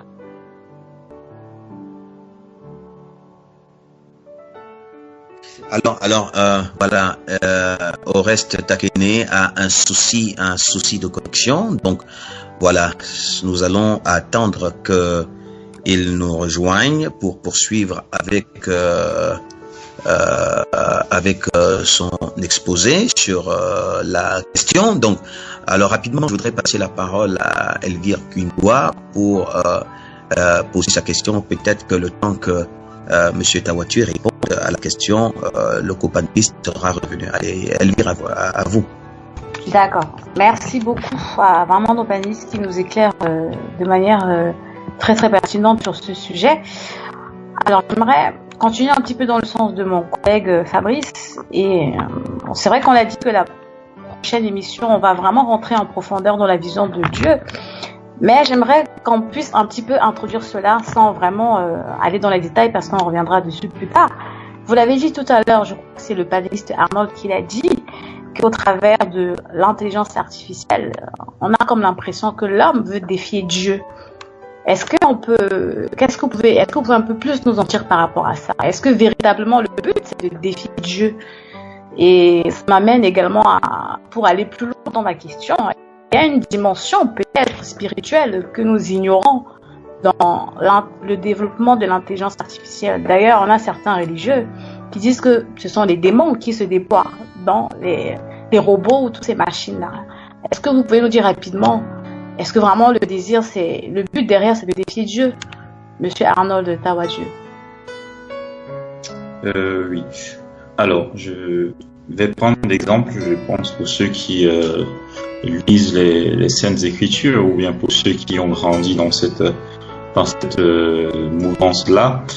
Les Saintes Écritures nous racontent un cas, je pense, le premier cas même de développement, on va dire, je vais pas dire scientifique, mais de développement technologique dans l'histoire de la création, l'histoire de la Bible, justement, l'histoire de la tour de Babel. On se rend bien compte qu'avant que le peuple ne soit un et qu'ils se réunissent ensemble, le peuple parlant une seule langue, voilà, ils sont réunis, ils ont bâti une tour, un gratte-ciel, ce qui correspond peut-être à le gratte-ciel d'aujourd'hui, mais ensemble sans aucun plan architectural. Je ne sais pas s'ils avaient des plans à cette époque, je ne sais pas comment ils faisaient pour tourner le mortier, tourner le ciment et autres, mais ils ont réussi à bâtir une tour dont l'histoire dit qu'elle touchait le ciel. Mais quel était le but? Quel était le besoin qui était derrière? L'homme avait besoin de se faire un nom, et ils le disent. Le but, ils avaient dit, faisons-nous un nom et bâtissons-nous une tour afin que nous ne soyons pas dispersés et garés au milieu de plusieurs peuples. Et je me dis qu'aujourd'hui, c'est pareil. L'histoire, il y a des gens qui disent justement que rien ne s'invente sur la terre. Ce qui a été sera encore. Je pense que l'homme est toujours dans cette même mentalité de chercher à se faire un nom, chercher à bâtir un système, et je pense que le voulant, ou même de manière inconsciente, je ne sais pas si c'est de manière volontaire que les hommes sont, je ne sais pas si c'est de manière voulue et démontrée de manière frontale en se disant, bon, l'intelligence artificielle sera pour défier Dieu de manière frontale, mais sans même le vouloir. Je pense que les hommes sont quand même dans cette mouvance-là. Parce que quelque part, ils se disent, bon, voilà ce que nous sommes capables de faire sans Dieu. Et la plupart des États, justement, qui sont poussés dans cette mouvance-là, on va se rendre compte que ce sont des États qui sont généralement athées, qui ne veulent croire en rien et qui disent que l'homme est Dieu. Parce que pour pouvoir se lancer dans de telles conceptions, dans de telles projetations, il faut d'abord partir sur un préalable. Et c'est le préalable de la science. Je pense que pour intégrer les plus grandes écoles scientifiques dans le monde, il faut d'abord régner peut-être de manière juste apparente, disons. Il faut régner d'abord l'existence d'un quelconque Dieu et croire en la science, croire en la toute puissance entre guillemets de l'homme. Et je pense que c'est l'âme qui est l'affront principal. Et si on part déjà avec cette mentalité-là, forcément tout ce qui découlera de nos actions ne pourra qu'être le fruit justement de l'affront à Dieu. Oui, merci Monsieur Tawadieu. Nous allons rapidement évoluer pour aboutir au moment de la chronique. On va accueillir notre invité. Mais avant ça, je voudrais poser une question toujours dans le même esprit à vous, Monsieur Tawadieu. Alors, dites-nous, lorsqu'on parle d'intelligence artificielle, quand on dit artificielle, cela voudrait certainement dire que nous évoquons là le superficiel de ce qui est naturel. Artificiel, c'est superficiel de ce qui est naturel. Pour vous permettre de mieux exprimer le fond de votre pensée sur la question de Elvire, est-ce que donc on ne serait pas en train de finalement renier la source, parce que quand on parle de naturel, on renvoie à la source de notre création, la source qui nous a engendrés. Est-ce qu'on ne serait pas donc finalement le reniement le reniement du Créateur, et donc auquel cas on serait en train de courir tout droit, de foncer tout droit vers le gouffre? Effectivement, c'est cela. Effectivement, c'est cela. Parce que moi, je dis, le mot intelligence artificielle, ce ne sont pas les machines qui ont demandé à s'appeler intelligence artificielle. Le nom est révélateur. Le nom est révélateur. La machine n'a pas d'état d'âme, n'a pas d'esprit, quoi que ce soit. C'est l'homme qui donne aux machines ce nom, cette identité d'intelligence artificielle. Mais quelque part, est-ce que cette intelligence entre guillemets artificielle n'est pas le reflet de son créateur, c'est-à-dire de l'homme? Et si on va dans ce sens-là, on comprend bien que on est dans une mascarade totale. On est dans un reniement du vrai, du véritable, du fondamental. Et c'est pour ça que ça ne pourra pas marcher. C'est pour ça qu'on ne pourra voir que les conséquences négatives. Ça ne pourra pas marcher forcément. Il y aura toujours des limites parce que ce n'est pas le véritable. Et cette intelligence, cette façon d'être ne pourra montrer que ses limites par le temps. Donc, effectivement, c'est cela. C'est une tentative, à mon sens, de reniement de l'intelligence vraie, tentative de substitution de l'intelligence vraie par quelque chose de superficiel, d'artificiel. Et on sait tous très bien que ce qui est artificiel et superficiel ne saurait perdurer dans le temps. Voilà, donc alors est-ce que c'est effrayant, parce qu'on se demanderait, parce que quand on part du naturel pour aboutir à l'artificiel, ça veut dire qu'on est en train d'aller vers la fin, parce que artificiel, ça veut dire qu'on va vers la conclusion, vers la fin. Alors est-ce qu'on ne serait pas en train d'annoncer effectivement que l'humanité est en train d'aller vers ça fin est en train d'aller vers son achèvement, ou est-ce qu'on ne serait pas en train d'achever déjà une humanité affaiblie, une humanité fragilisée? Intelligence artificielle, donc on appellerait à l'amour artificiel, on y est certainement déjà, mais peut-être qu'on voudrait nous accomplir finalement dans l'artificiel, ayant renoncé au naturel. Ayant renoncé au naturel, on arrivé à l'amour artificiel, l'amie artificielle, les amitiés artificielles, et tout ce qui est artificiel, finalement, un monde qui s'accomplit dans l'artificiel, et comme l'artificiel ne peut subsister, c'est la fin, finalement, de ce système. Alors, nous annonçons, et nous abordons la dernière étape de cette émission, qui est l'étape de la chronique, et après, on demande à nos panélistes de rester sur place. Vous n'allez pas nous quitter, parce que nous allons revenir vers vous, pour conclure ensemble l'émission, mais nous allons introduire un expert qui va aborder cette chronique avec nous, la chronique qui est baptisée le regard du droit, qui nous donne un droit de regard juridique sur la question de l'intelligence artificielle.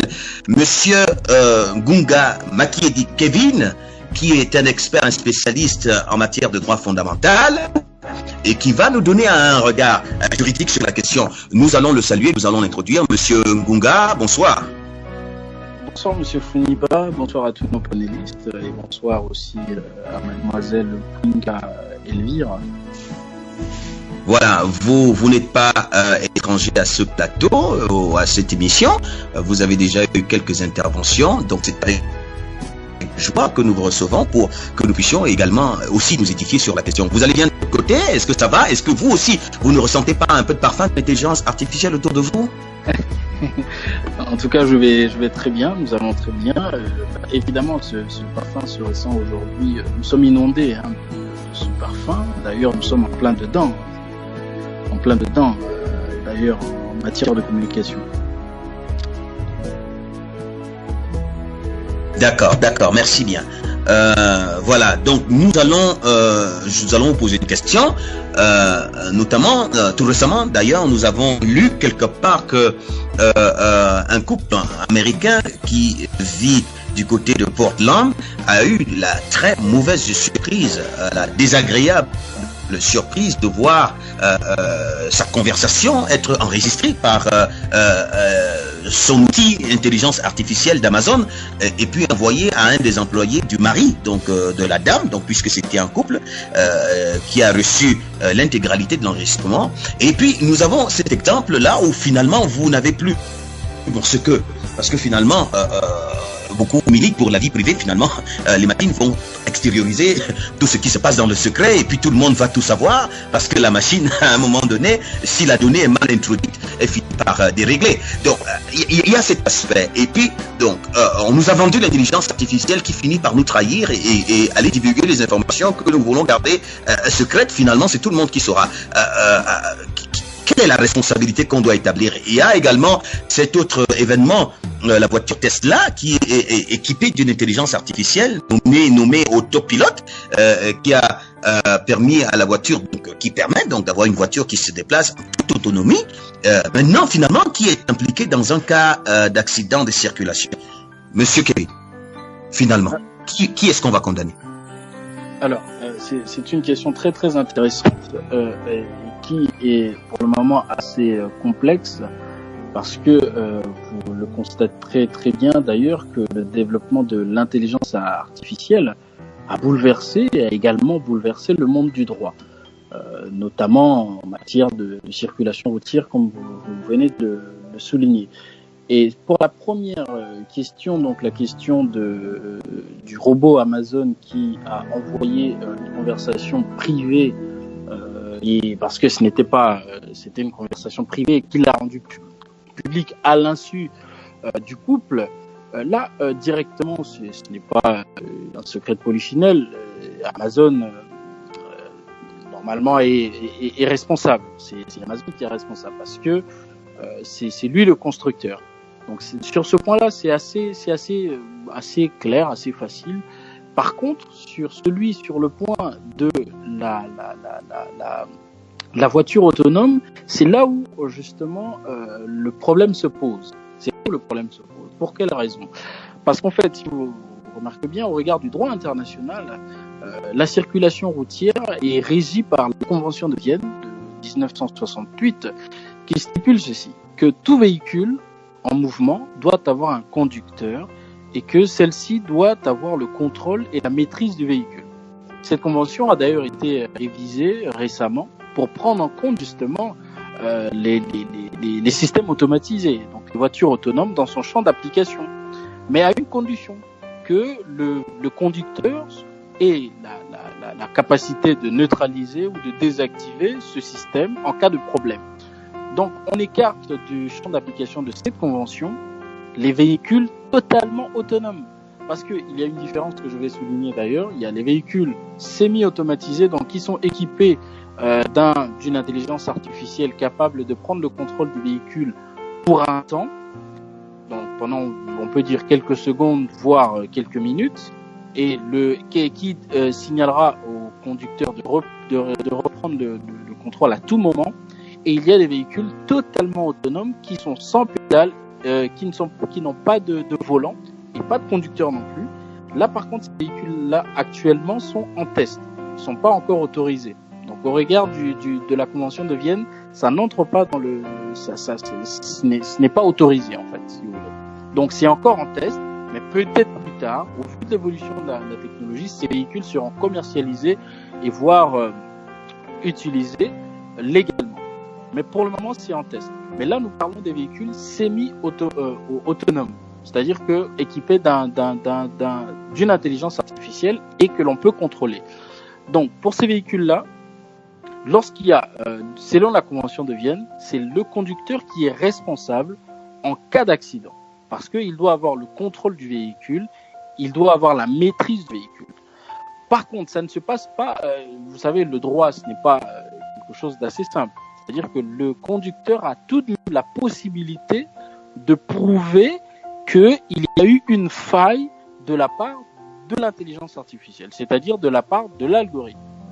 Comment cela peut être prouvé? C'est-à-dire que au moment de l'accident, l'intelligence artificielle a fonctionné correctement et c'est le fonctionnement normal de l'intelligence artificielle qui a causé l'accident. Si cela est prouvé, là, c'est le constructeur, ce n'est pas le conducteur qui sera responsable, mais on va engager la responsabilité du constructeur du véhicule. Maintenant, au niveau des pays, parce que une convention est signée au entre plusieurs pays. Et il y a des pays qui n'ont pas signé cette convention, notamment les États-Unis. Et c'est le problème qu'on rencontre aux États-Unis actuellement. Et aux États-Unis, justement, il y a certains États, parce que c'est du droit fédéral, donc chaque État a sa législation. Et dans certains États, justement, notamment en Floride, au Nevada, au Columbia, on a décidé de retenir non pas la responsabilité du conducteur, non pas la responsabilité du constructeur, mais c'est la responsabilité du concepteur du système autonome. C'est-à-dire que s'il y a un accident, comme ça a été le cas avec Tesla, on ne doit pas retenir la responsabilité du conducteur du véhicule, on ne va pas retenir la responsabilité de Tesla, mais on va retenir la responsabilité du concepteur de l'autopilote. Bon, il peut s'avérer que ce soit Tesla qui a conçu ce système, mais ou bien un partenaire de Tesla ou un prestataire de Tesla. Et dans ce cas-là, on aura une responsabilité du concepteur. Donc, on se rend très bien compte que même au niveau du droit, on n'est pas fixé. C'est-à-dire, on a tantôt une responsabilité du conducteur, tantôt une responsabilité du constructeur, tantôt une responsabilité du concepteur de l'algorithme. Donc, on est un peu perdu. Et pour cela, en Allemagne, donc il y a certains pays qui réfléchissent. Et notamment en Allemagne, on a réfléchi et il y a une commission d'éthique qui était à charge de réfléchir sur cette question, a remis un rapport au gouvernement et le gouvernement a imposé la présence dans les jours à venir des boîtes noires dans les véhicules donc autonomes afin de pouvoir établir si le conducteur est intervenu ou non, ou si c'est le logiciel de la voiture qui a été responsable de l'accident, afin d'établir la responsabilité soit du constructeur, soit du conducteur. Donc là, aujourd'hui, on est à ce niveau-là, à ce stade.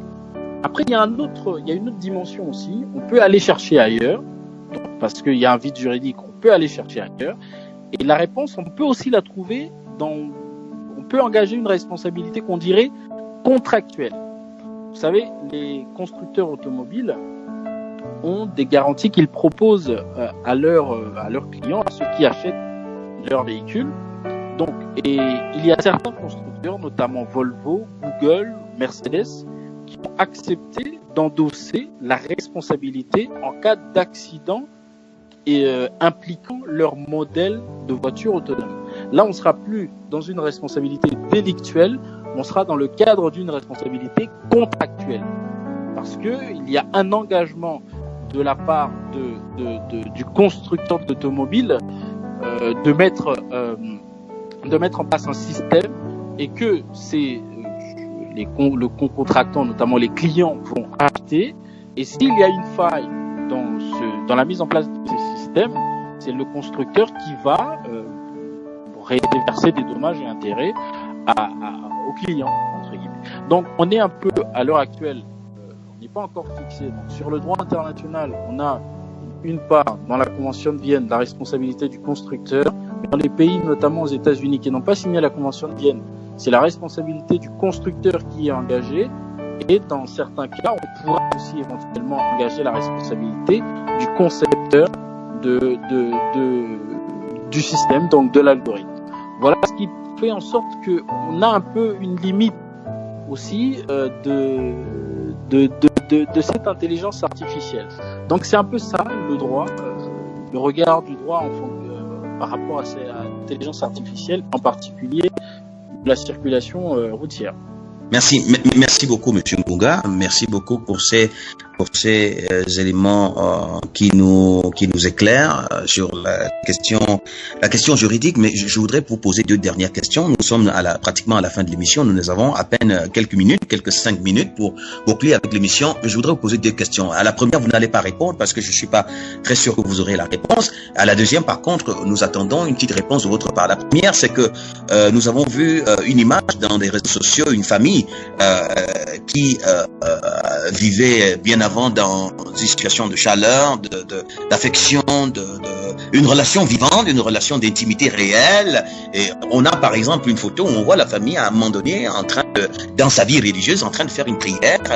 Tout le monde est là, le papa, la maman et les enfants, ils sont tous là en train de faire une prière. La famille est là. Maintenant, avec l'avènement de l'intelligence artificielle et les smartphones, on remontre la famille dans une situation totalement froide où chacun est devant son smartphone et on s'est amusé à dessiner le chien aussi avec son smartphone à côté qui était sur son smartphone. Finalement, on va vers l'extinction de la famille, on évolue vers la fin de la famille en termes de valeurs fondamentales, de valeurs spirituelles où tout devient pratiquement froid parce que l'homme a transposé la relation qu'il devait avoir avec son prochain au niveau des machines. Alors finalement, qui est responsable juridiquement et qui est-ce qu'on va condamner et qui est-ce qu'on va interpeller quand finalement la famille est tuée, les relations dans le couple sont tuées parce que finalement le mari rentre à la maison, la femme rentre à la maison, il n'y a plus d'intimité véritable, mais chacun va dans l'intimité avec sa machine. Alors finalement, qui est-ce qu'on peut accuser et qui est responsable de la mort des foyers, de la mort des familles, de la mort des relations humaines? Je ne voudrais pas vous demander de répondre à cette question. Par contre, la deuxième question, bon, nous parlons, le panéliste Tawatieu a parlé de l'intelligence artificielle forte, c'est-à-dire que nous arrivons à un niveau où les machines sont capables de développer des sentiments, des émotions, des raisonnements, et tout ça donc, entre guillemets, de fonctionner comme des hommes. Alors, quand nous avons une machine, un véhicule, ou alors un véhicule qui fonctionne comme ça, ou un robot qui fonctionne comme ça, et qui peut avoir des sentiments, des émotions, il peut se fâcher, il peut se mettre en colère, il peut être content. Alors, le jour où il est à la maison, et puis il joue avec l'enfant et qu'il est fâché, et que au lieu d'une embrassade, sa main qui a une émotion de colère va passer la figure de l'enfant, est-ce que finalement ce robot fut devenu intelligent, ayant pensé par lui-même, raisonné par lui-même, décidé par lui-même de commettre ce forfait, qui sera responsable? Est-ce que finalement on va condamner les robots? Est-ce qu'il y aura une prison pour les robots? J'espère bien qu'on tendra vers cela, parce que le monde est en train d'évoluer à une vitesse de telle sorte que tout change. On a connu ce problème également en droit à un moment donné avec les animaux. On se posait la question de savoir un animal, est-ce que s'il a causé du tort à un animal domestique qui cause du tort à quelqu'un, est-ce que c'est l'animal qui va être emprisonné, est-ce que c'est le propriétaire de l'animal qui va être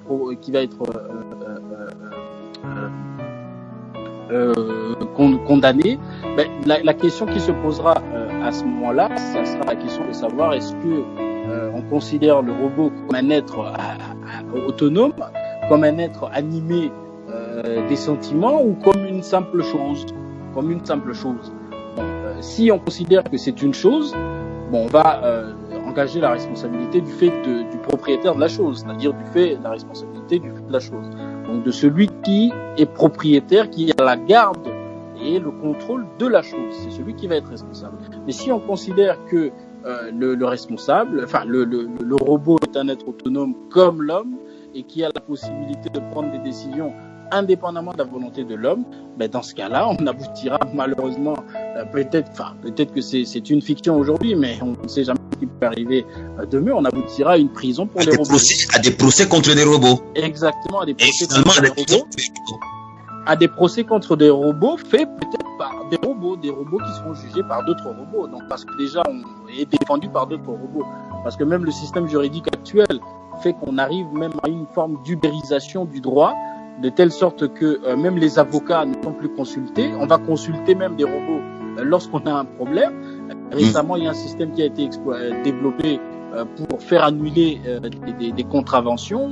On va consulter un robot et c'est celui-là qui vous propose des règles qui vous permettront de contourner le droit. Donc, on peut-être qu'on va arriver à cela. Aïe.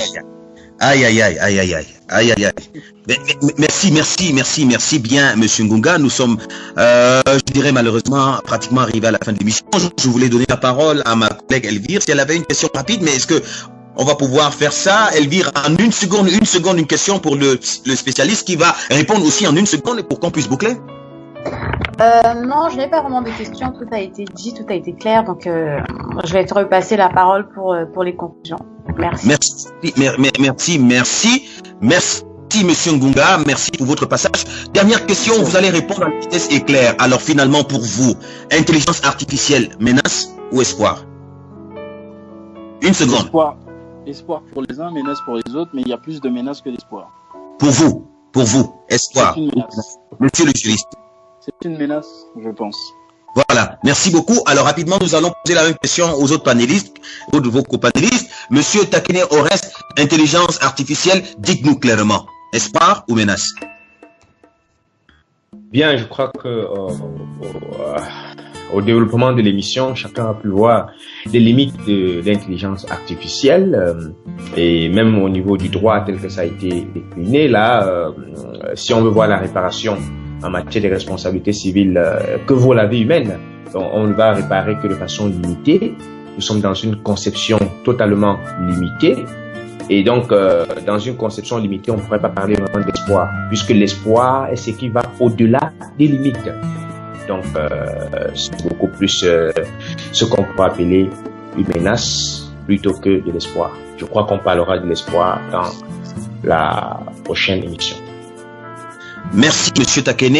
On va terminer avec Monsieur Tawati. Alors, dites-nous, c'est vrai que c'est vraiment le domaine dans lequel vous êtes en tant que spécialiste en questions informatiques. Dites-nous, en toute honnêteté, vraiment, est-ce que nous devons espérer arriver quelque part, j'allais dire au paradis, avec l'intelligence artificielle, ou finalement c'est une menace? Je m'alignerai avec ce que les autres panélistes ont dit, et même pas seulement les panélistes, même ceux qui sont des acteurs de ce domaine, Elon Musk, Bill Gates et autres et même Stephen Hopkins, grand physicien qui est décédé récemment, et tous, bien qu'ayant contribué au développement de l'intelligence artificielle, tous concluent aujourd'hui plus que ce serait plus des menaces que de l'espoir de l'intelligence artificielle. Merci à vous. Elvire Kwingwa, un dernier mot pour la fin. Nous sommes à la conclusion. Un dernier mot. Oui, merci à tous nos panélistes. Merci parce que vraiment nous comprenons davantage ce dans quoi nous vivons, le monde dans lequel nous vivons. Et vraiment, on se rend compte qu'en effet, toutes ces choses qui sont mises à notre disposition, soi-disant pour améliorer nos conditions de vie, mais en réalité, on se rend compte qu'il y a un vice caché. En tout cas, ce que je peux dire pour conclure, c'est que vraiment nous avons hâte d'être à la semaine prochaine pour davantage creuser le sujet et véritablement proposer des solutions de sortie, proposer des pistes pour pouvoir libérer l'homme de cet asservissement, parce que comme les panélistes l'ont dit, on se rend compte que c'est un piège finalement qui se referme contre tous les hommes. Donc nous avons hâte la semaine prochaine de proposer des vraies solutions pour nous et pour l'humanité entière. Donc j'invite vraiment tous nos auditeurs, tous nos panélistes et toutes les personnes qui nous écoutent à honorer le rendez-vous de la semaine prochaine, parce que ce sera encore plus intéressant. Merci et merci à tous nos panélistes. Merci Elvire Kwingwa. Intelligence artificielle, finalement, cela se révèle à l'issue de cette émission, après tout ce que ces différents experts et spécialistes nous ont révélé comme une véritable menace pour l'humanité. On se pose la question, qu'est-ce qu'on va chercher dans l'artificiel alors qu'on a le naturel? Qu'est-ce que nous allons chercher dans l'intelligence artificielle alors que l'intelligence vraie serait plus utile? Est-ce qu'il n'y a pas une idée perverse derrière, et finalement il se révèle que on est en train, il y a un plan assez terrible qui est en train de se mettre en marche contre l'humanité. Et nous invitons tous nos auditeurs, mesdames et messieurs, chers auditeurs, nous allons vous inviter à la prochaine édition, probablement la dernière sur le thème, qui va nous permettre davantage de démystifier ce grand mythe. Oui, la SNIL, la Commission nationale de l'informatique et des libertés, a bien dit que l'intelligence artificielle, c'est le grand mythe de notre temps. Et véritablement, c'est le grand mythe, mais il ne faut pas que ça reste un mythe. Il faut que ce mythe soit démystifié. Et c'est l'exercice auquel se prêtent nos différents panélistes pour nous aider à le démystifier davantage. La semaine prochaine, sur le même plateau, à la même heure, on aura un panel tout aussi intéressant qui nous permettra d'entrer dans les questions spirituelles pour évoquer des points très importants pour permettre de mieux apprécier à partir des textes, des Écritures, cette question d'intelligence artificielle, comprendre les profondes motivations et les réels aboutissements de cette orientation technologique. Ne ratez pas ce rendez-vous. Nous vous donnons rendez-vous à dimanche prochain, à la même heure, sur le même plateau, dans le cadre de la même émission, votre émission. Merci pour votre bien aimable attention. Au revoir, bonsoir, bonjour, selon le coin du monde où vous nous écoutez. Au revoir.